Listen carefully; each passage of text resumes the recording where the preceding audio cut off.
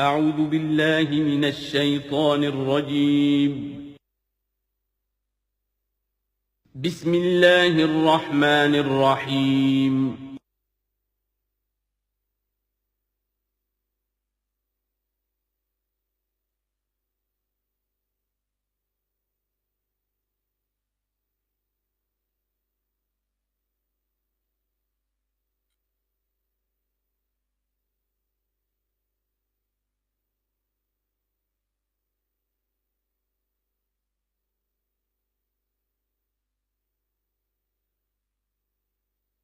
والصلاة والسلام على عباده الذين اصطفى خصوصا على أفضلهم وخاتم النبيين محمد الأمين وعلى آله وصحبه أجمعين. أما بعد فأعوذ بالله من الشيطان الرجيم. بسم الله الرحمن الرحيم.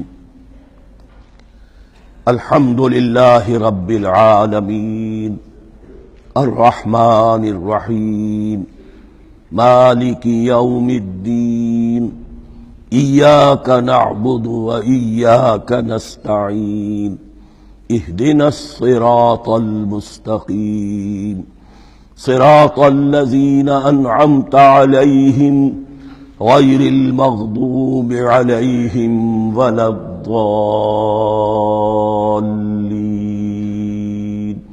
آمين. رب اشرح لي صدري ويسر لي امري واحلل عقدة من لساني يفقهوا قولي. اللهم ربنا الهمنا رشدنا واعذنا من شرور انفسنا. اللهم ارنا الحق حقا وارزقنا اتباعه وارنا الباطل باطلا وارزقنا اجتنابه. اللهم ربنا يسر لنا امورنا كلها واتمم لنا بالخير وتقبل منا فإنك خير المتقبلين. آمین یا رب العالمین. ابھی میں نے سورہ فاتحہ کی تلاوت کی اور آپ نے سماعت فرمائی. یہ سورہ مبارکہ مصحف کے اعتبار سے تو پہلی سورت ہے ہی، سب کو معلوم ہے، لیکن یہ بھی نوٹ کر لیجئے کہ یہ نزول کے اعتبار سے بھی سب سے پہلی مکمل سورت جو حضور پر نازل ہوئی وہ یہی ہے. اس سے قبل متفرق آیات نازل ہوئیں، 5 آیتیں سورہ علق کے آغاز میں، کچھ آیتیں سورہ قلم یا سورہ نون کے آغاز میں، کچھ آیتیں سورہ مزمل کی ابتدا کی، کچھ آیتیں سورہ مدثر کے آغاز کی. 5ویں وحی تقریباً اس پر اجماع ہے کہ یہ سورۃ الفاتحہ کی ہے اور یہ مکمل سورت ہے جو حضور پر نازل ہوئی. سورۃ الفاتحہ کے معنی ہوئے افتتاحی سورت. فتح یفتح کے معنی ہے کھولنا، مفتاح کنجی کو کہتے ہیں، چابی کو. تو یہ اوپننگ سورہ آف دی قرآن، قرآن حکیم کی افتتاحی صورت. ویسے جیسا کہ میں تعارف قرآن کے ضمن میں عرض کر چکا ہوں، عربوں کا یہ مزاج تھا کہ جس چیز سے انہیں خصوصی محبت ہوتی تھی اس کے بہت سے نام رکھتے تھے. اس کے بھی بہت سے نام ہیں. سورۃ الفاتحہ سب سے عام ہے، لیکن الکافیہ، الشافیہ، ام القرآن، اساس القرآن، کم سے کم یہ 4 نام تو میں سمجھتا ہوں کہ ہر مسلمان کو مزید معلوم ہونے چاہیے، اور بھی بہت سے نام. اس سورہ مبارکہ کی بالاتفاق و بالاجماع 7 آیتیں ہیں، اگرچہ ان کی ترتیب میں کچھ اختلاف ہے. ایک رائے یہ ہے، اور یہ رائے امام شافعی کی بھی ہے اور بصرہ کے جو قراء تھے ان کی بھی ہے، کہ آیت بسم اللہ بھی سورہ فاتحہ میں شامل ہے، اس کا جز ہے. وہ اس کو شامل کر کے پھر 7 آیتیں بناتے ہیں. تو آخری جنہیں ہم 2 آیتیں سمجھتے ہیں، صراط الذین انعمت علیہم غیر المغضوب علیہم ولا الضالین، وہ ان کے نزدیک ایک آیت ہے. تو گویا کہ نتیجہ یہ نکلا کہ آیتوں کی تعداد 7 ہی رہتی ہے. امام ابو حنیفہ رحمۃ اللہ علیہ کا موقف اور کوفے کے جو قراء تھے ان کا بھی موقف یہ ہے کہ آیت بسم اللہ نہ سورہ فاتحہ کا جز ہے نہ کسی اور سورت کا جز ہے، سوائے ایک مقام پر جہاں حضرت سلیمان علیہ السلام کا خط جو ہے نقل ہوا ہے، جو انہوں نے ملکہ سبا کو لکھا تھا انہو من سلیمان و انہو بسم اللہ الرحمن الرحیم. تو قرآن کے متن میں صرف اسی جگہ پر یہ آیت شامل سمجھتے ہیں، باقی یہ صرف علامت کے طور پر کہ یہاں سے ایک نئی سورت شروع ہو رہی ہے درج کی گئی ہے. اس سورہ مبارکہ کو الصلاح قرار دیا گیا ایک حدیث میں. اس کا جو اسلوب ہے وہ دعا کا ہے، اور دعا کے ساتھ اس کی جو مناسبت ہے، اور پھر اسی کی وجہ سے ہماری نماز کا یہ جزو لا ینفک بنا دیا گیا. بلکہ ایک حدیث جو میں آپ کو سناؤں گا اس میں اسی کو نماز قرار دیا گیا. الصلاح یہی ہے.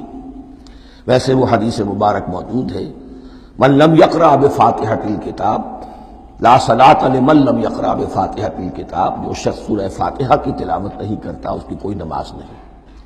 اس کے حوالے سے بھی ہمارے ہاں دو مسلک ہے. ذکر صرف اس لیے کر رہا ہوں کہ آپ کے علم میں ہو، ان میں کوئی بنیادی فرق نہیں ہے.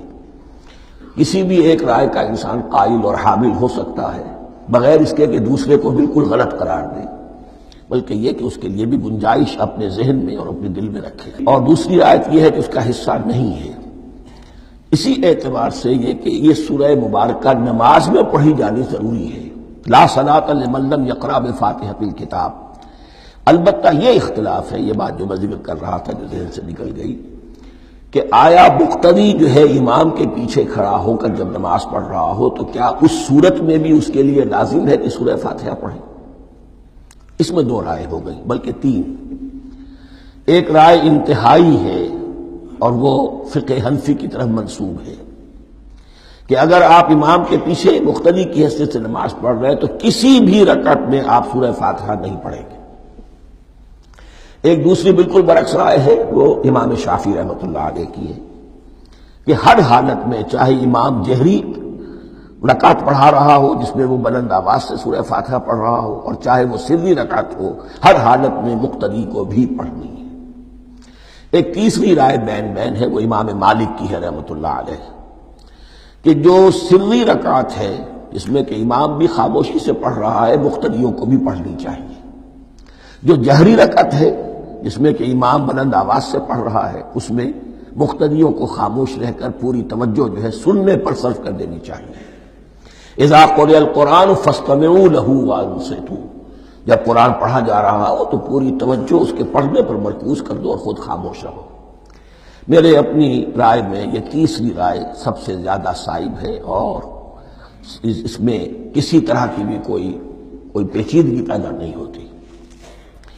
بہرحال اس سورہ مبارکہ کا جو اسلوب ہے میں نے عرض کیا دعائیہ ہے. البتہ قرآن مجید کے علم اور حکمت کے اعتبار سے، اس کے فلسفے کے اعتبار سے ایک بات سمجھ لینی چاہیے. قرآن کا فلسفہ یہ ہے کہ بنیادی ہدایت ہر انسان کے دل میں موجود ہے بالقوہ، پوٹینشلی. یہ جو قرآن مجید یا اللہ کی کتابیں نازل ہوتی ہیں یہ انہیں ایکٹیویٹ کرتی ہیں. وہ اندر کی جو ڈورمنٹ کانشسنس ہے، خابیدہ شعور جو ہے اسے بیدار کر کے اور پھر یہ کہ اسے اجاگر کرتی ہیں. ہر سلیم الفطرت انسان اور سلیم العقل انسان، دو سلامتی شرط ہیں. سلیم الفطرت، نیچر پرورٹڈ نہ ہو، فطرت مسخ نہ ہو گئی ہو، عقل سلیم ہو. ان دونوں چیزوں کا نتیجہ یہ نکلتا ہے کہ وہ انسان از خود بغیر کسی وحی کی رہنمائی کے، بغیر کسی نبی کی تعلیم کے سے استفادہ کیے ہوئے از خود بھی کچھ حقائق تک پہنچ جاتا ہے. اور وہ حقائق کیا ہیں؟ نمبر ایک یہ کہ اس کائنات کا ایک خالق ہے اور وہ ایک ہے، اور وہ تمام صفات کمال سے متصف ہے. نمبر دو یہ کہ انسان کی زندگی صرف یہ زندگی نہیں ہے بلکہ ایک اور زندگی ہے کہ جس میں اس زندگی کے اعمال کے نتائج برآمد ہوں گے. یہ دو باتیں اس کی زیادہ وضاحت کے ساتھ جو ہے اس کا تذکرہ آئے گا سورہ لقمان میں، جہاں حضرت لقمان کی شخصیت کا تذکرہ ہے. لیکن یہاں صرف یہ بات سمجھ لیجئے کہ قرآن کا فلسفہ یہ ہے کہ ہر انسان میں، ہر فرد نوع بشر میں جو اپنی ولادت کے وقت مسلم ہوتا ہے، حضور کی حدیث ہے کل مولود یولد علی الفطرہ ابواہ یحودانہ او ینصرانہ او یمجسانہ. ہر بچہ نوع انسانی کا فطرت اسلام پر پیدا ہوتا ہے. وہ فطرت کے اندر وہ ہدایت ودیت ہے۔ اب اگر وہ فطرت بس نہیں ہوئی اور عقل جو ہے وہ صحیح رخ پر کام کر رہی ہے تو ان دو حقائق تک وہ انسان خود پہنچ جائے گا۔ لیکن ان دونوں حقائق تک پہنچنے کے بعد اب وہ دست بستہ دعا کرے گا کہ اے رب اب مزید ہدایت تو مجھے عطا فرما۔ ایک تو یہ کہ میں کیا کروں کیا نہ کروں، میری عقل اس میں ٹھوکر کھا سکتی ہے، میں کسی اچھی چیز کو بری سمجھ سکتا ہوں، کسی بری کو اچھی سمجھ سکتا ہوں، تو مجھے صحیح راستہ، صحیح راہ ہدایت پر چلا۔ یہ دعا ہے جو انسان کرتا ہے جبکہ وہ ایمان باللہ اور ایمان بالآخرہ تک خود پہنچ چکا ہوتا ہے، اور یہ سمجھتا ہے کہ صحیح زندگی کا رخ یہی ہے کہ جس رب کو میں نے پہچانا ہے کہ وہ اس کائنات کا خالق ہے اور مالک ہے اور رب ہے، میں اس کی بندگی کروں، اس کی اطاعت کروں، اس کا حکم مانوں، اس کے راستے پر چلوں۔ لیکن وہ راستہ کون سا ہے؟ اس کے لیے پھر دست بدعا ہوتا ہے کہ پروردگار تو میری رہنمائی فرما۔ یہ مقام ہے کہ جہاں آپ سمجھ لیجئے اپنے آپ کو بھی آج اس جگہ پر تصور کرتے ہوئے پھر اس سورہ مبارکہ کو پڑھیے کہ آپ اس مقام پر اللہ کے فضل و کرم سے پہنچ چکے ہیں کہ اللہ کو آپ نے پہچان لیا اور اس کی توحید کو جان لیا، اس کے جملہ صفات کمال سے آپ واقف ہو گئے۔ آپ یہ بھی جان گئے کہ بڑھ کر اس کے حضور میں حاضر ہونا ہے اور وہ حساب کتاب لے گا۔ پھر آپ نے یہ عہد بھی کر لیا کہ اب زندگی گزارنی ہے اس رب کی بندگی میں، اسی کی فرما برداری میں۔ اب یہاں کھڑے ہو کر آپ پوچھتے ہیں کہ اللہ مجھے وہ تفصیلی ہدایت عطا فرما، ایسا نہ ہو کہ کبھی میں کسی راستے پر چلتا ہوا کسی پگڈنڈی پر مڑ جاؤں اور وہ تھوڑی سی جو ڈیوییشن ہو میرے راستے کی وہ میری عاقبت کو برباد کر دے۔ یک لحظہ غافل گشتم و 100 سال راہم دور شد، اس لیے کہ ہوتا یہی ہے سیدھے راستے سے ذرا سی کوئی پگڈنڈی جو ہے تھوڑے سے اینگل پر نکلی ہے، لیکن جب چلتے جائیں گے آپ تو جتنے آگے بڑھیں گے اس پر، اس راہ صراط مستقیم سے آپ اتنے ہی زیادہ دور ہوتے چلے جائیں گے۔ یہ ہے قرآن مجید کی حکمت اور فلسفے کے اعتبار سے اس سورہ مبارکہ کا مقام۔ اب آئیے ہم بسم اللہ کرتے ہیں۔ بسم اللہ الرحمن الرحیم، شروع کرتا ہوں میں اللہ کے نام سے جو رحمان اور رحیم ہے۔ اس پر کچھ گفتگو ہو چکی ہے تعارف قرآن کے ضمن میں کہ رحمان اور رحیم دو نام ہیں کہ جو رحمت کے مادے سے نکلتے ہیں۔ رحمان میں اللہ تعالیٰ کی رحمت کا جوش، ہیجانی کیفیت، طوفانی کیفیت، اور رحیم میں اللہ تعالیٰ کی رحمت کا دوام اور تسلسل۔ یہ دونوں کیفیات اللہ کی رحمت میں بیک وقت موجود ہیں، جس کا ہم تصور نہیں کر سکتے۔ ہم سمندر کو دیکھتے ہیں متلاطم سمندر ہے، اس میں ہیجان ہے، طوفان ہے۔ دریا کو دیکھتے ہیں کہ وہ سکون کے ساتھ چل رہا ہے، خاموشی سے چل رہا ہے، بہہ رہا ہے، بس تسلسل کے ساتھ بہہ رہا ہے۔ ہم ان دونوں کیفیات کو علیحدہ دیکھتے ہیں تو ہمارا ذہن ان دونوں کو بیک وقت اس کا تصور نہیں کر سکتا، تخیل ممکن نہیں۔ لیکن اللہ کی رحمت کی یہ دونوں شانیں مستقلاً ہر وقت موجود ہیں، بیک وقت، اسی لیے ان دونوں کے درمیان کہیں حرف عطف نہیں آئے گا۔ بسم اللہ الرحمن الرحیم، الحمدللہ رب العالمین۔ کل حمد، اور حمد کو ذہن میں رکھ لیجئے، حمد مساوی ہے تعریف جمع شکر۔ عام طور پر ترجموں میں ایک لفظ لایا جاتا ہے، کل تعریف اللہ کے لیے، یہ کافی نہیں ہے۔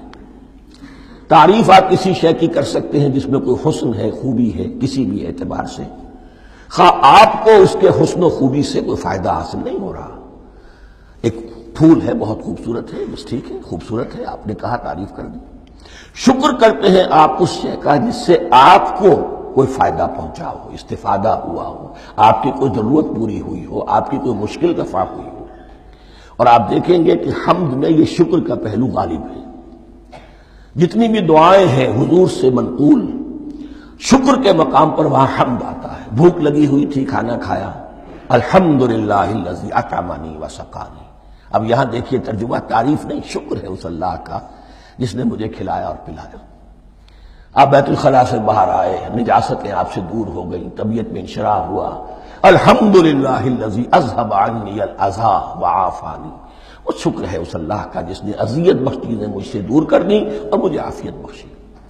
تو یہ الحمدللہ رب العالمین، اللہ تعالیٰ کا حسن و کمال اور حسن و جمال اپنی جگہ بھی اس انتہا کا ہے کہ جتنی تعریف اس کا حق ہے ہم کر ہی نہیں سکتے، لیکن اس کے احسانات اور انعامات ہم پر اتنے ہیں کہ ہم ان کو بھی گن نہیں سکتے، لہذا ایک ہی احصاء ہم نے کر دیا الف لام کے ساتھ، الحمدللہ رب العالمین، تمام تعریفیں اور کل شکر اللہ کے لیے ہیں کہ جو تمام جہانوں کا پروردگار ہے، رب ہے، مالک ہے۔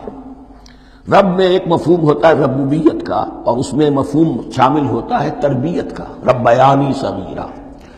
تو مالک ہونا اور تربیت دینا، آپ جس شے کے مالک ہوں گے آپ چاہیں گے اس میں بڑھوتری ہو، اس میں اضافہ ہو، وہ نشو و نما پائے، تو یہ دونوں چیزیں آپس میں ایک دوسرے کا جڑی ہوئی ہیں، پروردگار بھی اور مالک بھی۔ عام طور پر عربی میں رب کا لفظ مالک کے لیے آتا ہے، رب البیت، رب الدار، رب المال، تو مالک وہاں پر ظاہر بات ہے کہ اس سے مراد کیا ہے، مال والا، گھر والا، گھر کا مالک۔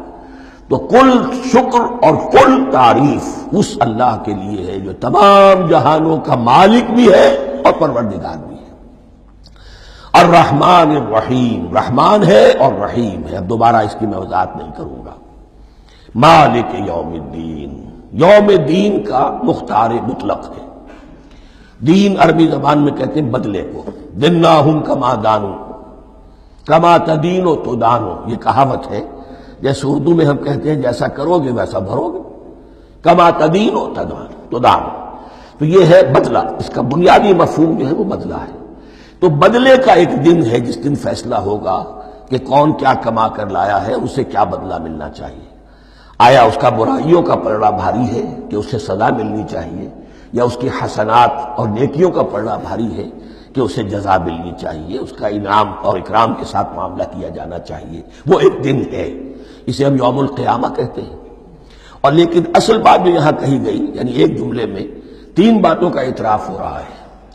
بعث بعد الموت، ایک دن آئے گا کہ ہم مرنے کے بعد تمام انسان اٹھا لیے جائیں گے، پھر حساب و کتاب، پھر اللہ کے ہاں حاضری ہوگی اور حساب کتاب ہوگا، اور تیسرے یہ کہ اس حساب کتاب کے دن کا مختار مطلق اللہ ہے، یعنی کسی اور کو اپنے ذہن میں سہارا بنا کر آپ زندگی گزاریں کہ وہ مجھے چھڑا لے گا، یا وہ ہستی جو ہے اتنی زوردار ہے کہ وہ مجھے بچا لے گی، اس سے اپنے دل کو، اپنے ذہن کو بالکل پاک کر لیجئے۔ مالک یوم الدین، ایک دوسری جگہ پر قرآن میں آیا ہے، اس روز کوئی پکارنے والا پکارے گا، لمن الملک اليوم للہ الواحد القہار، آج کے دن کس کا اختیار مطلق ہے؟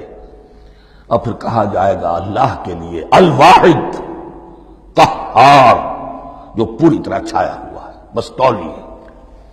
تو مالک یوم الدین، جو جزا و سزا کے دن کا مالک ہے۔ اب یہاں سے کلام ایک رخ بدل رہا ہے، ابھی تک تو یہ غائبانہ انداز میں کلام ہو رہا ہے، اللہ سے خطاب نہیں آیا اس میں ابھی۔ الحمدللہ رب العالمین الرحمن الرحیم مالک یوم الدین، اب خطاب ہے، ایاک نعبد و ایاک نستعین، ہم صرف تیری ہی بندگی کرتے ہیں اور کریں گے، اور ہم صرف تجھ ہی سے مدد مانگتے ہیں اور مانگیں گے۔ یہ ترجمہ میں کیوں کر رہا ہوں کہ یہ فعل مضارع ہے، عربی زبان میں فعل مضارع حال اور مستقبل دونوں کو کور کرتا ہے۔ کا جو ہے مفعول فاعلی جو ہے، مفعول جو ہے اس میں ضمیر مفعولی اسے پہلے لا کر حشر کا مضمون پیدا ہو گیا۔ ہم تیری بندگی کرتے ہیں نہیں، ہم تیری ہی بندگی کرتے ہیں اور کریں گے۔ حال میں ترجمہ کیجئے تو یہ اظہار حال ہے، اور مستقبل میں ترجمہ کیجئے تو یہ ایک عہد ہے، قول و قرار ہے، بہت بڑا معاہدہ ہے۔ وَإِيَّاكَ نَسْتَعِينُ، اور صرف تجھ ہی سے مدد مانگتے ہیں اور مانگیں گے۔ اس میں بھی حال کا ترجمہ اظہار حال، اللہ کرے کہ واقعی ہمارا حال وہی ہو، جب ہم یہ الفاظ کہتے ہیں تو واقعتاً ہم اس پر پورے اتر رہے ہوں کہ اسی کی بندگی کر رہے ہوں اور اسی سے ساری استعادت اور استمداد کر رہے ہیں۔ جہاں تک مستقبل کا تعلق ہے وہ پھر ایک عہد ہے، اہدنا الصراط المستقیم، یہ مقام وہ آ گیا کہ یہاں تک تو اے پروردگار ہم پہنچ گئے، تیرے فضل سے، تیرے کرم سے، فطرت سلیمہ بھی تیری عطا کردہ تھی، عقل سلیم بھی تیری ودیعت کردہ تھی، ان دونوں کی روشنی سے ہم یہاں تک تو پہنچ گئے۔ اب ہماری جو ضرورت ہے، احتیاج ہے، وہ کیا ہے؟ اہدنا الصراط المستقیم، ہدایت بخش ہمیں سیدھے راستے کی۔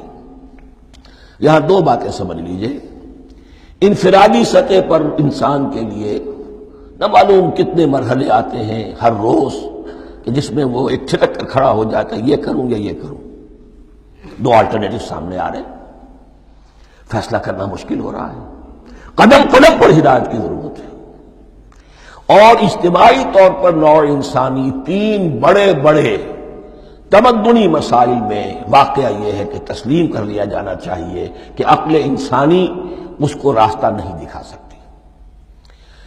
عام معاشرتی سطح پر مرد اور عورت کے درمیان حقوق اور اختیارات کا کیا توازن ہو، ناممکن ہے، انسان طے نہیں کر سکتا۔ انسان یا مرد ہے یا عورت ہے، عورت سوچے گی اپنے لحاظ، اپنے جذبات کا، اپنے خیالات کا لحاظ رکھے گی، مرد کے جذبات و احساسات کا اس کا کوئی تصور ہی ممکن نہیں۔ مرد سوچے گا اسے اپنے احساسات معلوم ہے، لیکن یہ کہ عورت کے احساسات سے وہ نابلد ہے، ان کو محسوس کر ہی نہیں سکتا، لا محالہ وہ اپنے بارے میں وہ جو بھی نظام بنائے گا اس میں وہ اپنی بالادستی رکھے گا۔ وہ تو ایک ہی ہستی ہو سکتی ہے کہ جو دونوں کی خالق ہے، مرد کی بھی عورت کی بھی، اور اس کو دونوں سے محبت ہے، دونوں کا خیر خواہ ہے، دونوں کا رب ہے، دونوں کو پروان چڑھانا چاہتا ہے۔ اسی طرح فرد اور معاشرہ یا ریاست، حکومت اور ریاست ہمیشہ یہ چاہتی ہے کہ سارے اختیارات ہمارے ہاتھ میں آ جائیں، ٹوٹلیٹیرین سوسائٹی ہو، بس ہم حکم دیں اور لوگ اس پر چلیں۔ افراد یہ چاہتے نہیں، ہمیں آزادی ہونی چاہیے۔ اب آپ دیکھیے کہ دنیا میں کتنے جھگڑے چلتے ہیں اسی پر، فریڈم فریڈم فریڈم۔ وہ فریڈم واقعتاً اپنی جگہ پر ایک شے ہے، افراد کی آزادی ہونی چاہیے، لیکن افراد کی آزادی اتنی نہ ہو جائے کہ وہ مادر پدر آزاد ہو جائے، کوئی قانون، کوئی قاعدہ، کوئی اخلاقی کوئی حدود اور قیود جو ہے ان کا پابند نہ رہے۔ تو اب کہاں ہے وہ نقطہ اعتدال کہ جس میں انسان کے انفرادی آزادی، انفرادی اختیار اور ادھر اجتماعی مصلحتیں جو ہیں ان کو بیلنس کیا جا سکے؟ انسان طے نہیں کر سکتا، صرف اللہ ہی اس کے لیے نظام دے سکتا ہے۔ تیسرا مسئلہ ہے سرمایہ اور محنت، اس میں کیا توازن ہو؟ سرمایہ اور محنت دونوں مل کر کچھ بنا رہے ہیں، کچھ پروڈیوس کر رہے ہیں۔ اب اس میں نفع جو ہوا ہے اس میں سرمایہ کا کتنا حصہ ہونا چاہیے اور لیبر کا کتنا ہونا چاہیے، کون طے کر سکتا ہے؟ اس کے لیے بھی کہ ایسا نہ ہو کہ سرمایہ داری جو ہے آکاش بیل بن کر پورے معاشرے پر چھا جائے، اور غریب بیچارہ، مزدور بیچارہ، کاشتکار بیچارہ وہ گویا کہ چکی کے دو پارٹوں میں پس کر رہ جائے، اس کی کوئی حیثیت نہ رہ جائے۔ لیکن یہ کہ دوسری طرف اگر یہ کہ مزدور کا جو حق ہے اس سے زیادہ اس کو دے دیا جائے تو سرمایہ جو ہے وہ سکڑ جائے گا، شائی ہو جائے گا، وہ پھر میدان میں نہیں آئے گا۔ کیا کیا جائے؟ کون سا نقطہ عدل و اعتدال ہے؟ یہ تین مسائل ایسے ہیں، اہدنا الصراط المستقیم۔ تو یوں سمجھیے کہ ایک جو بنیادی ہدایت تھی، ایک اللہ کو پہچان لینا، یہ جان لینا کہ کل حسن و جمال اور تمام انعام و اکرام کا منبع اس کی ذات ہے، وہ رحمان ہے اور رحیم ہے، اور یہ جان لینا کہ مرنے کے بعد جی اٹھنا ہے، حساب کتاب ہے، فیصلہ ہوگا جزا و سزا کا، اور مختار مطلق اس دن کا اللہ ہے۔ پھر یہ عہد کر لینا ایاک نعبد و ایاک نستعین۔ اس کے بعد دعا، پروردگار ہمیں ہدایت پر قائم رکھ، ہماری ہدایت میں اضافہ فرما۔ اس ہدایت کے لفظ کو سمجھ لیجئے، بنیادی ہدایت، تفصیلی ہدایت، قدم قدم پر ہدایت، ہدایت پر ہدایت۔ والذین اہتدوا زادہم ہدی، جو لوگ ہدایت کے راستے پر آتے ہیں اللہ ان کی ہدایت میں اضافہ کرتا ہے۔ تو یہ قدم قدم پر ہمیں ہدایت کی ضرورت ہے اور مرحلہ وار ضرورت ہے۔ ہدایت اس کو بھی کہتے ہیں کہ کسی نے آپ سے کوئی پتہ پوچھا، آپ نے کہا ادھر جانا، پھر دوسری گلی میں مڑنا، پھر جانا دو تین لائٹیں چلے جانا، پھر مڑنا، وغیرہ وغیرہ، یہ بھی ہدایت ہے، نظری طور پر آپ نے بتایا ہے۔ ایک ہدایت یہ ہوئی کہ بھائی میں چلتا ہوں آپ کے ساتھ، میں آپ کو وہاں تک پہنچا دوں گا تاکہ آپ کو دقت نہ ہو، آپ نے منزل تک پہنچا دیا۔ ان دونوں کے درمیان، یہ تو میں نے ایک فرد کی مثال دی ہے، اللہ اور بندے کے درمیان نہ معلوم کتنے مراحل ہیں ہدایت کے۔ تو کسی وقت بھی انسان اپنے آپ کو ہدایت خداوندی سے مستغنا نہیں سمجھ سکتا، اور نہیں تو پروردگار جو ہدایت دی ہے اس کو ہدایت پر قائم رکھ۔ کیا پتہ شیطان کا کوئی حملہ کیا پتا ہمارے نفس کی کوئی شرارت کسی ایسے رخ پر ہمیں ڈال دے کہ اب تک کی ساری کمائی بھی ضائع ہو جائے۔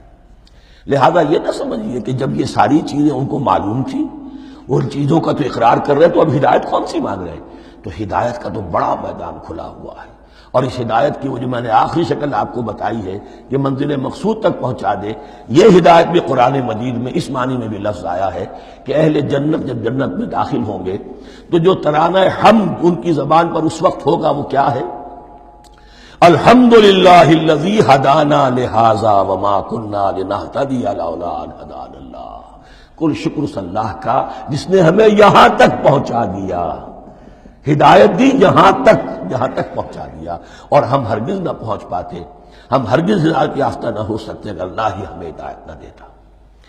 اہدنا الصراط المستقیم، سیدھا راستہ، صراط الذین انعمت علیہم، اب اس کی مزید وضاحت ہے، راستہ اس کا ان لوگوں کا جن پر تیرا انعام ہوا۔ یہ کون لوگ ہیں؟ اس کی وضاحت آپ کو ملے گی سورہ نساء میں، من یطع اللہ والرسول فاولئک مع الذین انعم اللہ علیہم من النبیین والصدیقین والشہداء والصالحین۔ چار طبقات ہیں منعم علیہم جن پر اللہ کا انعام ہوا ہے۔ چوٹی پر انبیاء کرام، اس کے بعد صدیقین کرام، اس کے بعد شہداء عظام، اس کے بعد عام صالح مسلمان، صالح ہو۔ یہ بیس لائن ہے، اس سے اوپر کا درجہ شہداء کا ہے، اس سے اوپر کا درجہ صدیقین کا ہے، اور پھر اس سے اوپر کا درجہ انبیاء کا ہے۔ انبیاء میں سے پھر وہ بھی ہوتے ہیں کہ جو اولو العزم میں من الرسل ہیں، لیکن یہ چار طبقات ہیں، ان کے راستے پر ہمیں چلا۔ غیر المغضوب علیہم ولا الضالین، جو مغضوب علیہم نہیں ہوئے، جن پر تیرا غضب نہیں ہوا، اور غضب ہوتا ہے ان پر کہ جو ہدایت کے واضح ہونے کے بعد ہدایت کو ترک کر دیں، وہ ہے مغضوب علیہم۔ جنہیں ہدایت مل گئی ہو، ہدایت کو پہچان لیا ہو، پھر اپنی شرارت نفس کی وجہ سے، اپنی نفسانیت کی وجہ سے، اپنے تکبر کی وجہ سے، اپنے حسد کی وجہ سے وہ اس حق کو رد کر دیں، اس کو ترک کر دیں، ان پر اللہ کا غضب آتا ہے۔ اور اس میں اس کی بہت بڑی مثال تاریخ کے اعتبار سے یہودی ہیں۔ اللہ نے انہیں ہدایت دی، کتابیں عطا کی، تورات، انجیل، زبور، سینکڑوں نبی ان میں مبعوث کیے، 1400 برس تک نبوت کا تار ٹوٹا ہی نہیں، مسلسل۔ ابتدا میں بھی 2 نبی، موسیٰ اور ہارون، اور اختتام پر بھی 2 نبی، عیسیٰ اور یحییٰ علیہ السلام، اور ان کے مابین کوئی لمحہ نہیں آیا ہے تاریخ بنی اسرائیل میں جبکہ کوئی نہ کوئی نبی موجود نہ ہو۔ لیکن انہوں نے اپنی شرارت نفس کی وجہ سے ہدایت تورات سے بھی منہ موڑا، اور پھر سب سے بڑی بات یہ کہ ہدایت محمدی سے، ہدایت قرآنی سے بھی صلی اللہ علیہ وسلم منہ موڑا، وہ ہے مغضوب علیہم ولا الضالین، اور نہ ہی گمراہ ہوئے۔ یہ لفظ جو آتا ہے عربی زبان میں گمراہ کا بھی ہے اور تلاش حق میں بھٹکنے والے کا بھی ہے۔ ایک وہ شخص ہے جس پر حق ابھی واضح نہیں ہوا، وہ تلاش میں ہے، اس کے لیے بھی ضال کا لفظ آئے گا۔ اسی طرح کوئی شخص کسی کے عشق اور محبت میں ایسا ہو جائے، دیوانہ ہو جائے، اس کو بھی ضال کہتے ہیں، یعنی اس کے اوپر جذبات کا اتنا غلبہ ہو گیا ہے کسی کی محبت اور عشق کی بنا پر۔ تو حضور کے لیے یہ لفظ آیا ہے وَوَجَدَكَ ضَالًّا فَهَدَىٰ، اور یہ تو سورۃ الضحیٰ ہے، اکثر بیشتر لوگوں کو یاد ہوگی۔ تو یہ جو ضال کا لفظ ہے اس میں سمجھ لیجئے ضروری نہیں ہے کہ وہ گمراہ ہو، بلکہ وہ بھی کہ جو ابھی راہ ہدایت کی طلب میں اس کے حصول کے لیے اس کی تلاش میں کوشاں ہیں، اور وہ بھی کہ جو کسی مغالطے کی وجہ سے حق سے منحرف ہو جائے۔ یہ بھی جان لیجئے کہ ایک ہے بدنیتی، تکبر، حسد، حق کو جان کر پہچان کر رد کر دینا یا چھوڑ دینا یا ترک کر دینا، ایک ہے کسی غلطی میں، کسی جذبات کے اندر آ کر، کسی غلو کے اندر مبتلا ہو کر اور حق سے منحرف ہو جانا۔ اس کی جو سب سے بڑی مثال ہے وہ نصارہ ہے، عیسائی ہے۔ حضرت مسیح کو انہوں نے مانا لیکن غلو کیا، یہ لفظ آئے گا آگے، لا تغلو فی دینکم، اپنے دین میں غلو نہ کرو۔ جیسے ہمارے ہاں بھی بعض لوگ ہیں جو حضور صلی اللہ علیہ وسلم کی تعریف میں، حضور صلی اللہ علیہ وسلم کے ساتھ اپنی محبت کے اظہار میں غلو کر جاتے ہیں، یہ انتہا درجے کو ہو گیا تھا حضرت مسیح علیہ السلام کے ماننے والوں میں، اور اس کی بنا پر انہوں نے تثلیث کا عقیدہ ایجاد کر لیا اور حضرت مسیح علیہ السلام کو اللہ کا بیٹا بنا دیا۔ تو اس کی سب سے بڑی مثال ضالین کی اس اعتبار سے کہ ہدایت پانے کے بعد کسی بدنیتی سے نہیں بلکہ کسی اچھے جذبے میں غلو کی وجہ سے رسول سے محبت کرنا تو اچھا جذبہ ہے، لیکن یہ محبت بھی ایک حد میں رہنی چاہیے۔ غلو کرے گی تو ظاہر بات ہے کہ اس کے بعد وہ گمراہی کی طرف لے جائے گی۔ یہ ہے اس سورہ مبارکہ کا ترجمہ، اور اس کے بعد آخر میں آمین کہنا یہ مسنون بھی ہے، کہنا چاہیے۔ البتہ اختلاف یہاں بھی صرف اتنا ہے کہ نماز میں جب آپ امام کے ساتھ ہیں، وہ اگر جہری قرات کر رہا ہے تو آیا اس کے بعد آپ کو بھی بالجہر کہنا ہے آمین یا نہیں کہنا، یہ اختلاف ہے، ان میں کوئی فرق واقع نہیں ہوتا۔ یہ چیز متفق علیہ کہ کہنا ہے آمین، بلکہ یہ آمین تو یہودیوں میں ہے، یہ آمین جو ہے یہ عیسائیوں میں بھی ہے، ان کی بھی جو لارڈس پریئر ہے اس کے بعد آمین، وہ آمین کہتے ہیں، وہ فرق وہ لفظ ایک ہی ہے، اس لیے کہ عبرانی زبان اور عربی زبان یا تو ہم یہ کہہ سکتے ہیں کہ دونوں بہنیں ہیں، کوئی ایک مشترک زبان تھی ان کی ماں جس کی یہ دو بیٹیاں ہیں، اور یا یہ کہنا پڑے گا کہ عربی زبان کی ماں جو ہے وہ عبرانی زبان ہے۔ بہرحال بڑا قریبی رشتہ عربی کا اور عبرانی کا ہے، اس اعتبار سے وہ آمین۔ اب آپ کو معلوم ہے ہم السلام علیکم وہ کہتے ہیں، وہ سلام کہتے ہیں، فرق کیا ہے؟ وہ تو تلفظ کا فرق ہے۔ اسی طریقے سے اور بہت سے الفاظ ہیں، میں بعد میں بتا۔ اب میں اس سورہ مبارکہ کے بارے میں خاص حدیث آپ کو سنانا چاہتا ہوں، اور اسی سے در حقیقت جو امام ابو حنیفہ کا موقف ہے رحمۃ اللہ علیہ، اس کی حقانیت مزید مبرہن ہو جائے گی۔ یعنی کیا کہ آیت بسم اللہ سورہ فاتحہ کا جز نہیں ہے، سورہ فاتحہ الحمدللہ رب العالمین سے شروع ہوتی ہے۔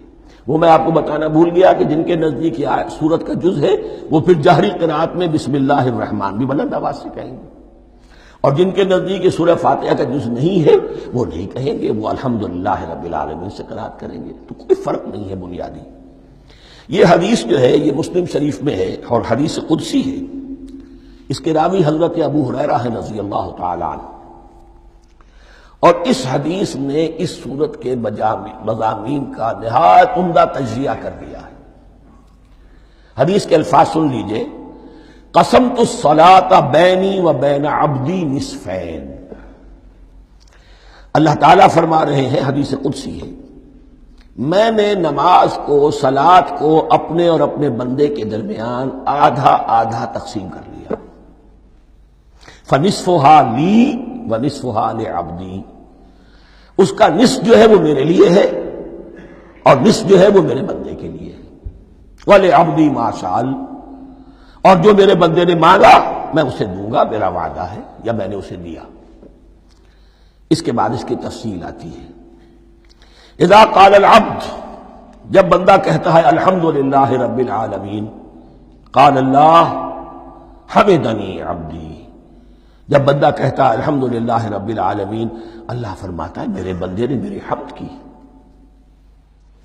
وَإِذَا قَالَ الرَّحْمَنِ الرَّحِيمِ قَالَ اللَّهُ اثْنَىٰ عَلَيَّ عَبْدِي، جب بندہ کہتا ہے الرحمن الرحیم، اللہ فرماتا ہے میرے بندے نے میری ثنا کی۔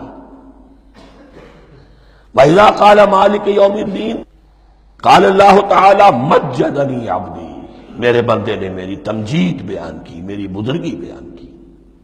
اب یہ تین آیتیں ہو گئیں، تینوں میں اللہ کی حمد ہے، ثنا ہے، تمجید ہے، یہ تین آیتیں خالص اللہ کے لیے ہو گئی۔ اب چوتھی آیت آئی، ایاک نعبد و ایاک نستعین، اس کے بارے میں جب بندہ کہتا ہے اذا قال العبد ایاک نعبد و ایاک نستعین، قال اللہ تعالی ھذا ما بینی و بین عبدی ولعبدی ما سأل، یہ میرے اور میرے بندے کے درمیان ہے۔ یہ تو یوں سمجھیے کہ یہ گرا لگ گئی ہے میرے اور میرے بندے کے مابین، اس نے مجھ سے قول و قرار کیا ہے، اس نے میری بندگی کا اعتراف کیا ہے، اس نے تسلیم کیا ہے کہ میری ہی بندگی کرتا ہے اور کرے گا، اور مجھ سے مدد چاہیے ہے۔ ھذا ما بینی و بین عبدی، یہ معاہدہ ہے، معاہدہ دو فریقوں کے مابین ہوتا، یہ میرے اور میرے بندے کے مابین ہے۔ والے عبدی ما سأل، اور میں نے اپنے بندے کو دیا جو اس نے مانگا، وہ میری مدد چاہتا ہے، میری مدد اس کے شامل حال رہے گی۔ فَإِذَا قَالَ، اور جب بندہ کہتا ہے اهْدِنَا الصِّرَاطَ الْمُسْتَقِيمَ صِرَاطَ الَّذِينَ أَنْعَمْتَ عَلَيْهِمْ غَيْرِ الْمَغْضُوبِ عَلَيْهِمْ وَلَا الضَّالِّينَ قال اللہ تعالی هذا لعبدی ولعبدی ما سأل، یہ تین آیتیں یہ میرے بندے کے لیے، اهدنا الصراط المستقیم، اسی صراط مستقیم کی وضاحت ہے مثبت، صراط الذین انعمت علیہم، اسی صراط المستقیم کی وضاحت ہے منفی انداز میں، غیر المغضوب علیہم ولا الضالین۔ یہ سب میرے بندے کے لیے ہے اور میں نے اپنے بندے کو دیا جو اس نے مانگا۔ اس کو میں نے ایک مرتبہ یہ ترازو کی شکل میں اس کو لکھوایا تھا۔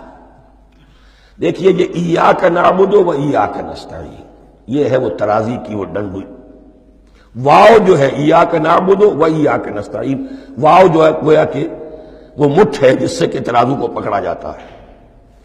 ادھر ایک پلڑا ہے جس کی تین آیتیں ہیں، الحمدللہ رب العالمین الرحمن الرحیم مالک یوم الدین۔ اس کا نتیجہ کیا نکلا؟ ایاک نعبد۔ آپ نے شاید یہ سنا بھی ہو، ایک بہت ہی عمدہ قرات کا جو ریکارڈ ہے قاری عبدالباسط عبدالصمد کا، وہ یہیں سے چل کر سورہ فاتحہ کی قرات کر کے ایاک نعبد پر آ کر رکتا ہے، الحمدللہ رب العالمین الرحمن الرحیم مالک یوم الدین ایاک نعبد۔ گویا کہ یہاں یہ صورت بالکل ہاف ہو گئی ہے، تین آیتوں میں اللہ کی حمد ہے، ثنا ہے، تمجید ہے، جس کا نتیجہ ہم تیری ہی بندگی کرتے ہیں، تیری ہی اطاعت کریں گے۔ لیکن اب اس کے بعد سوال ایاک نستعین، اسی کی جو استعانت کیا درکار ہے ہمیں؟ ہدایت۔ ہدایت سب سے بڑی استعانت ہے، ہدایت ہی تو سب سے بڑی مدد ہے۔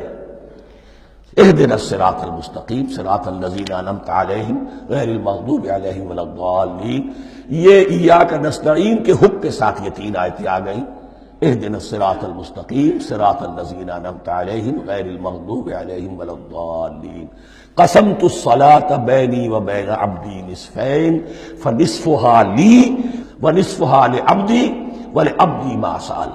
اللہ تعالیٰ اس سورہ فاتحہ کا جو اصل مفہوم ہے وہ بھی ہمارے ذہنوں پر، ہمارے شعور کی سطح پر اسے اجاگر کیے رکھے، ہمیں توفیق دے کہ جب بھی پڑھیں، جب بھی سنیں تو وہ کیفیت اگر ہو جائے، اس لیے کہ ایک حدیث ہے کہ الصلاۃ معراج المومنین، نماز تو اہل ایمان کے حق میں معراج کے درجے میں ہے۔ اس حوالے سے ہم یہ سمجھ سکتے ہیں کہ کوئی وقت ایسا آ سکتا ہے کہ انسان کو واقعتاً، روح انسانی واقعتاً اللہ کے یہ جواب سنے، انہونی بات نہیں ہے، ہوتا ہے خطاب آخر، اٹھتا ہے حجاب آخر، کرتے ہیں خطاب آخر، یہ تو ہوتا ہے مخاطبہ الہی، تو میں نے عرض کیا کہ ثابت ہے، مخاطبہ، محادث اور تحدیث اللہ بندوں سے کلام کرتا ہے۔ اب آئیے بسم اللہ الرحمن الرحیم، اب یہ سورہ بقرہ شروع ہو رہی ہے۔ سورۃ البقرہ جو 286 آیات پر مشتمل ہے، تقریباً 2.5 پاروں پر پھیلی ہوئی ہے۔ ہر شخص جانتا ہے کہ یہ قرآن حکیم کی حجم کے اعتبار سے سب سے بڑی سورت ہے، لیکن یہ معاملہ صرف حجم کا نہیں ہے۔ نبی اکرم صلی اللہ علیہ وسلم نے اسے سنام القرآن قرار دیا ہے۔ آپ نے فرمایا لکل شیء سنام، ہر چیز کی ایک چوٹی ہوتی ہے، جیسے اونٹ کا کوہان ہوتا ہے۔ وسنام القرآن البقرہ، سنام القرآن، قرآن کی چوٹی جو ہے وہ سورۃ البقرہ ہے۔ یہ نوٹ کر لیجئے جو میں نے کل آپ کو جو مختلف مکی اور مدنی صورتوں کے گروپوں کے بارے میں بتایا تھا کہ یہاں سے اب پہلی منزل بھی شروع ہو رہی ہے اور پہلا گروپ بھی شروع ہو رہا ہے، اور اس کے ساتھ جو اگلی صورت آئے گی وہ اس کا جوڑا ہے، سورہ آل عمران، جس کی سب سے نمایاں علامت یہ نوٹ کیجئے، یہ بھی الف لام میم سے شروع ہوئی، اگلی بھی الف لام میم سے شروع ہوگی۔ اس کے بعد 2 صورتیں مدنی اور ہیں، لیکن ان دونوں میں نہ حروف مقطعات ہے، نہ کوئی اور تمہیدی کلام ہے، براہ راست خطاب سورہ نساء میں یا ایھا الناس اور سورہ مائدہ میں یا ایھا الذین آمنوا، کوئی تمہیدی بات نہیں، کوئی حروف مقطعات نہیں، براہ راست خطاب۔ وہ ایک جوڑا ہے سورہ نساء اور سورہ مائدہ، اور یہ ایک جوڑا ہے سورہ بقرہ اور سورہ آل عمران۔ سورہ بقرہ اور سورہ آل عمران کو نبی اکرم صلی اللہ علیہ وسلم نے الزہراوین بھی قرار دیا ہے۔ زہرا کہتے ہیں بڑی روشن چیز کو۔ یہ حضرت فاطمہ رضی اللہ تعالی عنہ کے نام کے ساتھ آتا ہے، فاطمۃ الزہراء۔ تو زہرا بہت روشن، دمکتی ہوئی شے۔ الزہراوین، یہ دو نہایت دمکتی ہوئی صورتیں ہیں جو قیامت کے دن دو بدلیوں کی شکل میں ظاہر ہوں گی، حضور نے فرمایا، اور جو لوگ ان صورتوں سے محبت کرتے تھے ان پر سایہ کریں گے۔ اللہم ربنا اجعلنا منہم، ہمیں اللہ تعالیٰ ان میں شامل فرما دے۔ اس سورہ مبارکہ کو دو حصوں میں تقسیم سمجھیے۔ ویسے تو یہ کہ رکوع آئیں گے، پارے بھی بدلیں گے اس میں، لیکن حصے دو ہیں۔ پہلے حصے میں اصل روح سخن سابقہ امت مسلمہ سے ہے، یہود سے، بنی اسرائیل سے۔ دوسرے حصے میں اصل خطاب موجودہ امت مسلمہ سے ہے، امت محمد سے صلی اللہ علیہ وسلم۔ پہلے حصے میں 18 رکوع ہیں لیکن آیات 152 ہیں۔ دوسرے حصے میں 22 رکوع ہیں لیکن آیات 134 ہیں۔ گویا کہ اس سے آپ کو توازن نظر آئے گا کہ اگرچہ ادھر رکوع کی تعداد کم ہے 18 لیکن آیات کی تعداد زیادہ ہے 152۔ دوسرے حصے میں رکوعوں کی تعداد زیادہ ہے 22 لیکن آیات کی تعداد 134۔ اسی لیے اس کا ایک نام میں نے تجویز کیا ہے، وہ اس لیے تاکہ کچھ حقائق آپ کے ذہنوں میں ان ناموں کے حوالے سے بھی انشاءاللہ محفوظ ہو جائیں گے۔ سورۃ الامتین، دو امتوں کی صورت، اس لیے کہ تقریباً نصف اس کی ساری بحث جو ہے، مرکزی بحث، وہ سابقہ امت مسلمہ بنی اسرائیل، اور دوسرا نصف اس میں سارا خطاب وہ ہے موجودہ امت مسلمہ یعنی امت محمد صلی اللہ علیہ وسلم۔ اس کا جو پہلے 18 رکوع ہے یا پہلا حصہ ہے، اس کے اندر ڈویژن فردر ہوگی ورٹیکل، عمودی۔ پہلے 4 رکوع، پھر 10 رکوع، پھر 4 رکوع۔ لیکن جو 22 رکوع ہیں دوسرے حصے کے، دوسرے نصف کے، اس میں ڈویژن جو ہے جو ہاریزونٹل ہے، وہ افقی تقسیم ہے، عمودی نہیں، افقی۔ وہ میں بعد میں بیان کروں گا جب ہم وہاں پہنچ جائیں گے۔ ان کو پہلے سمجھ لیجئے کہ اس پہلے حصے کی جو تقسیم میں نے کی ہے، پہلے 4 رکوع، پھر 10 رکوع اور پھر 4 رکوع۔ پہلے 4 رکوع یوں سمجھیے کہ پورے قرآن مجید کے لیے اس کی حکمت اور فلسفے کا جو حصہ مکی قرآن میں بیان ہو چکا تھا اس کا خلاصہ ہے۔ جب یہ صورت نازل ہو رہی ہے تو یہ تو مدینہ میں حضور تشریف لا چکے ہیں، 12-13 سال جو ہے گزر چکے ہیں، اور ان 12-13 سالوں کے دوران 2/3 قرآن نازل ہو چکا ہے۔ اس میں جو بھی حکمت، فلسفہ اور بنیادی دعوت، یہ جو چیزیں مکی قرآن میں بیان ہوئیں، ان کا خلاصہ نچوڑ نکال کر یہاں 4 رکوعوں میں رکھ دیا گیا۔ اگرچہ ان میں بھی جب گہرائی میں آپ دیکھیں گے تو روح سخن جو ہے وہ بنی اسرائیل کی طرف ہے، وہ میں بعد میں عرض کروں گا، لیکن اضافی طور پر یہ سمجھ لیجئے کہ پورے مکی قرآن کے حکمت اور پیغام کا خلاصہ ان 4 رکوع میں۔ پھر 10 رکوع ہے جن میں براہ راست خطاب ہے سابقہ امت مسلمہ، یا بنی اسرائیل۔ اس کے بھی 2 حصے ہیں۔ پہلے ایک رکوع میں دعوت ہے، بڑا انداز اس کا بڑا پیارا ہے، اس میں دعوت ہے، ایمان لاؤ محمد پر صلی اللہ علیہ وسلم۔ اور اس کے بعد 9 رکوع ہیں ملامت کے، ملامت، تنقید، تم نے یہ کیا اور یہ کیا اور یہ کی، ہم نے یہ احسان کیے، یہ احسان کیے، یہ احسان کیے، تم نے یہ ناشکری کی، یہ ناشکری کی، یہ ناشکری کی۔ اور اس سب کا نتیجہ آخری 4 رکوعوں میں ہے کہ اب تمہیں اس منصب سے معزول کیا جا رہا ہے جس پر تم 2000 برس تک فائز رہے ہو، اور تمہیں ہٹا کر اب ایک نئی امت محمد کی شکل میں جو وجود میں آ چکی ہے صلی اللہ علیہ وسلم، اسے اس پر فائز کیا جا رہا ہے۔ اور اس کی علامت کے طور پر اسے میں کہا کرتا ہوں کورونیشن، تاج پوشی. ایک امت معذور، دوسری امت اس کا نسب ہو رہا ہے، اس کی تاج پوشی کے لیے سمبل، علامت کیا ہے؟ قبلہ تحویل.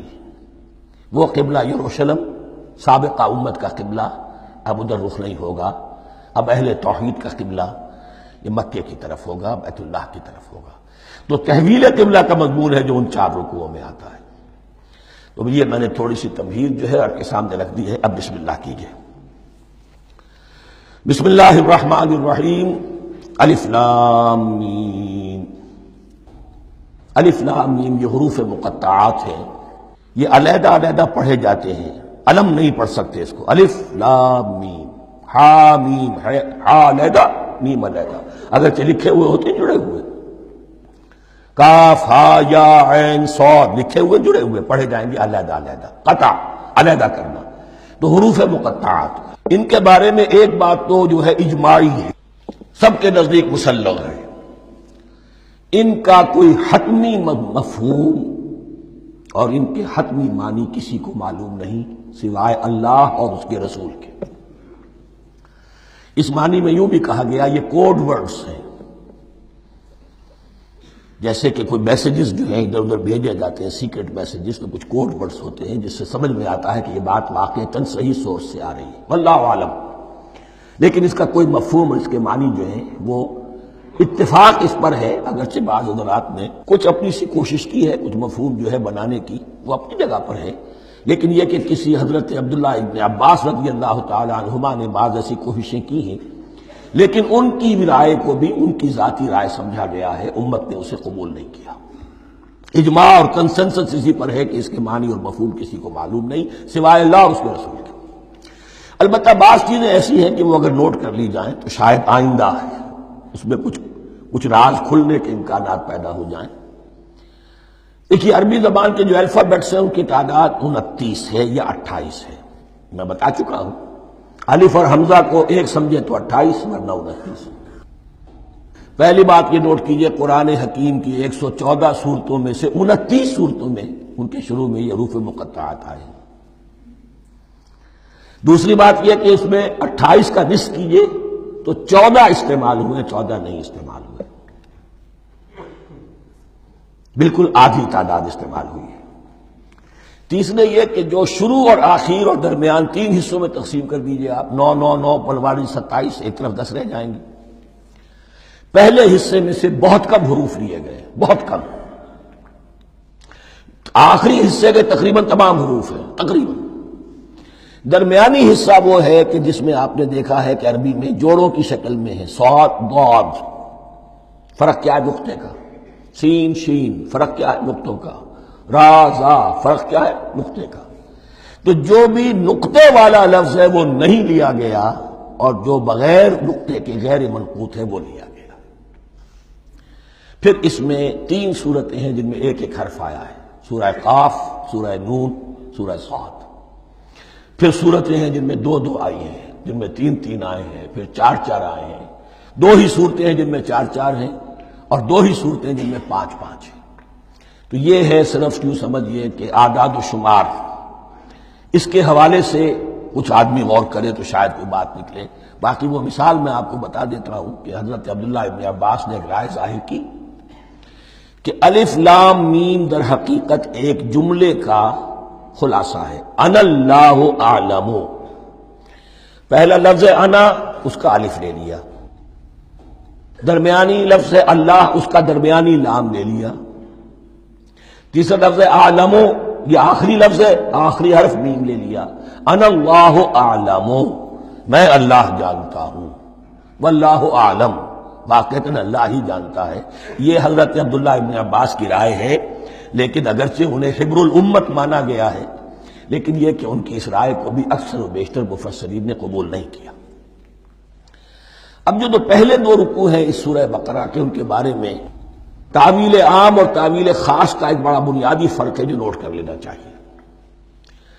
جس وقت یہ صورت نازل ہو رہی ہے، میں عرض کر چکا ہوں کہ 12 سال ہو چکے تھے حضور کو اپنا فریضہ نبوت و رسالت ادا کرتے ہوئے.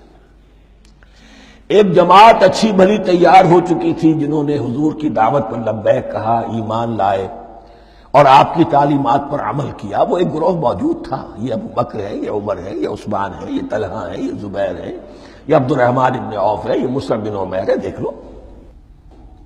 اور ایک گروہ وہ تھا کہ جو حق کو جان کر پہچان کر محض اپنی ضد اور ہٹ درمی کی باعث وہ کفر پر اڑ گیا تھا۔ اور اب ایک تیسرا گروہ پیدا ہو رہا تھا مدینے میں آ کر، وہ ابھی ایمبریونک سٹیج میں ہے، کہ جو داعی ہے، مدعی ہے کہ ہم مانتے ہیں لیکن حقیقت میں نہیں مانتے۔ یہ تین قسم کے گروہ دنیا میں ہمیشہ پائے جائیں گے، ہمیشہ۔ اب اس کو لا رہا ہوں تعویل عام کی طرف۔ جب بھی کبھی کوئی دعوت اٹھے گی انقلابی، ایک ہوتا ہے واعظ و نصیحت، ٹھیک ہے، جس نے بھی فائدہ اٹھایا اٹھا لیا۔ ایک ہوتی ہے دعوت انقلابی، وہ انقلابی دعوت کا ہدف ہوتا ہے نظام کو بدلنا۔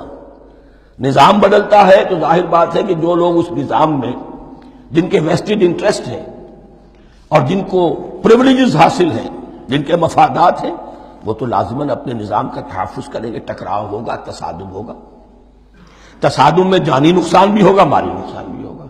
یہ گویا کہ کسی انقلابی دعوت کے لوازم ہیں۔ اگر یہ شے نہ ہو تو دعوت انقلابی ہے ہی نہیں۔ اس اعتبار سے ہر انقلابی دعوت کے جواب میں تین طبقے پیدا ہو جاتے ہیں۔ ایک وہ کہ جو اس دعوت کو قبول کرتے ہیں دیانت کے ساتھ، خلوص کے ساتھ، اخلاص کے ساتھ، اور پھر پوری جواں مردی کا ثبوت دیتے ہیں، ہر چہ بعد آباد، اب جو آئے سو آئے، جان دینی پڑے حاضر ہیں، مال دینا پڑے حاضر ہیں، کوئی تکلیف آئے، کوئی مشقت آئے، کوئی مصیبت آئے، کوئی قربانی کرے، حاضر۔ جب پکارا گیا واپس نہیں پھیرا کوئی فرمان جنوں کا، اور تنہا نہیں لوٹی کبھی آواز جرس کی۔ خیریت جا راحت تن صحت داما، سب بھول گئی مصلحت اہل ہوس کی۔ ایک وہ لوگ ہوتے ہیں، ایک وہ لوگ ہوتے ہیں کہ جو اڑ جاتے ہیں ضد پر، ہٹ درمی پر، ماننے کے باوجود، جاننے کے باوجود کہ بات تو ٹھیک ہے جو کہہ رہے ہیں، کیسے مان لیں؟ ہماری سیادت، ہماری چودراہٹ، ہمارے مفادات، ہمارے یہ ساری چیزیں، ان سب کے اوپر زد پڑ رہی ہے۔ یہ لوگ اڑ جاتے ہیں، اور پھر کوئی دعوت، کوئی نصیحت، کوئی مزید افہام و تفہیم ان کے حق میں مفید نہیں ہوتی۔ اس لیے کہ صحیح بات ہے جو کہتے ہیں کہ سوتے کو تو جگایا جا سکتا ہے، جاگتے کو کیسے جگائیں؟ کوئی سویا ہوا ہے تو آپ اسے جگا دیں گے، جو جاگا ہوا ہے لیکن وہ بنا ہوا ہے، وہ اٹھنے کو تیار ہی نہیں ہے، تو آپ کیسے اٹھا دیں گے اس کو؟ تو جو لوگ جان بوجھ کر حق کو پہچان کر رد کر دیتے ہیں، پھر ان کے حق میں کوئی دعوت، کوئی نصیحت، کوئی تبلیغ، کوئی انذار، کوئی تبشیر مفید نہیں ہوتی۔ تیسرا درجہ ایسے لوگوں کا ہوتا ہے جو یا تو شروع میں آتے ہی شرارت کے ارادے سے ہیں، کوئی مصلحت ہے جس کی وجہ سے اس دعوت کو قبول کر لیا، کوئی ذاتی منفعت ہے جس کے لیے قبول کر لیا، یا یہ کہ شروع میں تو اخلاص کے ساتھ آتے ہیں لیکن جب قربانی دینے کا وقت آتا ہے تو ان کے اندر سیرت و کردار کی وہ مضبوطی نہیں ہوتی کہ ہر چہ بعد آباد، یہ نہیں ہوتی، وہ پھر ڈگمگاتے رہتے ہیں، کبھی کچھ چلے پھر کہیں ٹھٹک کر رہ گئے، پھر کہیں کچھ چلے پھر ٹھٹک کر رہ گئے۔ یہ تیسرا طبقہ ہے کہ جو کہتا ہے، دعوی مدعی ہے کہ ہم نے مانا ہے، قبول کیا ہے، بات ٹھیک ہے، کچھ تھوڑا بہت چلتے بھی، لیکن جہاں مشکل آئی ٹھٹک کر کھڑے ہو گئے، اوندھے منہ گر پڑے۔ یہ تیسرا طبقہ ہے۔ اس کے لیے لفظ ہمارے ہاں منافقین بھی ہے، لیکن اس رکوع میں آ کر، ابھی ان 4 رکوعوں میں نہیں بلکہ سورہ بقرہ میں مکمل میں بھی کہیں نفاق کا لفظ نہیں آیا ہے، اس لیے کہ اسے مرض سے تعبیر کیا گیا۔ یہ مرض ہے ایک، اور اس مرض کے ذریعے سے لوگوں کے اندر جو ہے وہ ایک نفاق کا بیج پڑ رہا ہے، جو ظاہر ہوگا تو منافقت پوری کی پوری کھل کر سامنے آ جائے گی۔ روگ ہے انسانی شخصیت کا، اس حوالے سے وہ تیسری، اور یہ چونکہ اہم ترین حصہ تھا، اور یہ مرض اب شروع ہو رہا تھا، مدینے میں، مکے میں نہیں تھا، لہذا زیادہ تفصیل سے اس کے بارے میں گفتگو ہوئی۔ اب ان 2 رکوعوں کا سلسلے وار مطالعہ انشاءاللہ اس دوسری نشست میں کریں گے۔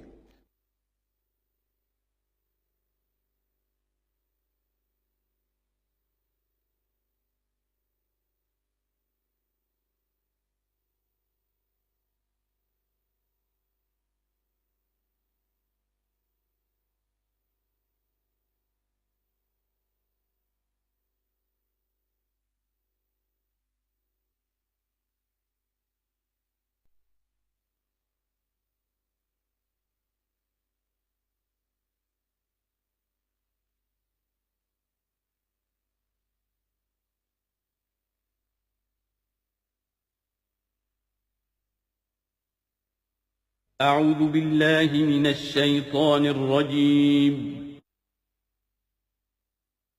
بسم الله الرحمن الرحيم.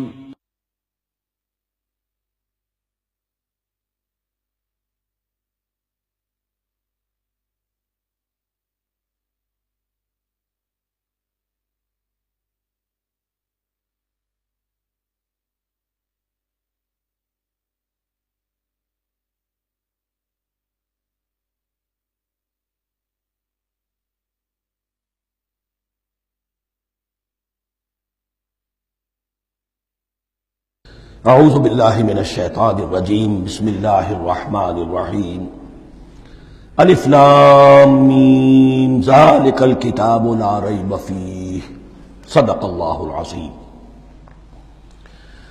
الف لام میم حروف مقطعات ہیں جن کے بارے میں عرض کر چکا ہوں۔ ذالک الکتاب لا ریب فیہ، یہ وہ کتاب ہے اس میں کوئی شک نہیں۔ الکتاب اس لیے کہا گیا ہے کہ قرآن مجید کی پیشین گوئیاں اور خوشخبریاں سابقہ کتابوں میں موجود تھیں، اور چونکہ اس سورہ مبارکہ میں اصل خطاب کا رخ جو ہے وہ ہے سابقہ امت مسلمہ کی طرف، تو ذالک کتاب نہیں کہا گیا، ذالک کتاب لا ریب فیہ نہیں، ذالک الکتاب، یہ وہ کتاب ہے، کتاب موعود ہے جس کی پیشین گوئیاں تورات اور انجیل میں موجود تھیں۔ لا ریب فیہ، اس میں کوئی شک نہیں۔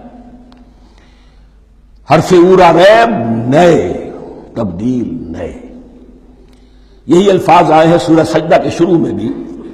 الف لام میم تنزیل الکتاب لا ریب فیہ رب العالمین، لا ریب فیہ من رب العالمین، فیہ ھدی للمتقین۔ فیہ دونوں طرف مل سکتا ہے، لا ریب فیہ اسے معانقہ کہتے ہیں۔ لا ریب فیہ پڑھیں گے تو ہدن سے شروع کر دیں گے، لا ریب پر ختم کر دیں گے تو فیہ ہدن للمتقین، یہ دونوں معنی درست ہوں گے۔ ہدن للمتقین یہ ہدایت ہے، رہنمائی ہے اہل تقویٰ میں جو بچنا چاہیں۔ تقویٰ کا اصل مفہوم سمجھ لیجئے، بقا یقین، کسی کو بچانا، تقویٰ خود بچنا۔ جن لوگوں کے اندر فطرت سلیمہ ہوتی ہے ان میں اخلاقی حس موجود ہوتی ہے، وہ بری چیز سے بچنا چاہتے ہیں، بھلی کو حاصل کرنا چاہتے ہیں۔ وہ لوگ ہیں کہ جو گویا کہ اس قرآن کا اصل مخاطب ہے، وہی اس سے استفادہ کر سکیں گے۔ الذین یؤمنون بالغیب، اب ان کے کچھ اوصاف، یہ اصل میں بہت زیادہ واضح ہوتا ہے تعویل خاص کے اعتبار سے کہ دیکھ لو، درخت کو اپنے پھل سے پہچانتے ہیں، اس قرآن کے پھل موجود ہیں نا، یہ ابو بکر اور عمر اور عثمان اور علی کون ہیں؟ یہ جو مہاجرین آئے ہیں چل کر، مدینے والوں دیکھو یہ کون ہیں، ان کی شخصیتیں کیا ہیں، ان کا کردار کیا ہے، ان کے اوصاف کیا ہے، یہ کس درخت کے پھل ہیں، یہ اس بینہ کے پھل ہیں، یہ اس ذکرہ کے پھل ہیں۔ بینہ رسول من اللہ یتلو صحفا مطہرۃ فیہا کتب قیمہ، یہ اس شجرہ مبارکہ کے پھل ہیں، دیکھ لو ان کے کیا شب و روز ہے۔ الذین یؤمنون بالغیب، جو غیب پر ایمان رکھتے ہیں۔ تعویل عام کے اعتبار سے اس کا بہت اہم مفہوم ہوگا، جو یہ طے کر لے کہ سوائے مادے کی دنیا کے مجھے اس سے آگے جانا ہی نہیں، unless I can verify۔ آپ کو معلوم ہے کہ میٹیریل جو حقائق ہے وہ تو آپ ویریفائی کر سکتے ہیں، آنکھ سے دیکھ سکتے ہیں، کان سے سن سکتے ہیں، ویریفائڈ ہے۔ جو یہ سمجھ لے گا کہ اس کے بیونڈ کچھ نہیں ہے، اس کے لیے قرآن میں کوئی ہدایت نہیں۔ ہدایت قرآنی کا نقطہ آغاز یہ ہے کہ انسان یہ سمجھ لے کہ جو اصل حقیقت ہے وہ مستور ہے، نگاہوں سے چھپی ہوئی ہے۔ سامنے جو کچھ نظر آ رہا ہے، ایک انگلستان کے بہت بڑے فلسفی کی کتاب کا عنوان ہے appearance and reality, reality and appearance, Bradley کی کتاب۔ اپیئرنس جو کچھ نظر آ رہا ہے یہ حقیقت نہیں، حقیقت اس کے پیچھے ہے۔ اور کنفیوشس کا ایک جملہ ہے جو بہت بڑا حکیم اور فلسفی تھا، چین کا بہت بڑا حکیم اور فلسفی، اور ہو سکتا ہے کہ نبی ہو، واللہ عالم، ہم کہہ نہیں سکتے۔ اس کی تعلیم بڑی اخلاقی تعلیم ہے، اور اس کا جملہ سنیے، یہ یؤمنون بالغیب کی اس سے زیادہ صحیح تشریح ممکن نہیں۔ There are certain things, there's no real, there's nothing more real than what cannot be seen. And there's nothing more certain than what cannot be heard. وہ حقائق جو آنکھوں سے نہیں دیکھے جا سکتے اور کانوں سے نہیں سنے جا سکتے، ان سے زیادہ یقینی اور واقعی حقائق اور کوئی نہیں. There's nothing more real than what cannot be seen, and there's nothing more certain than what cannot be heard.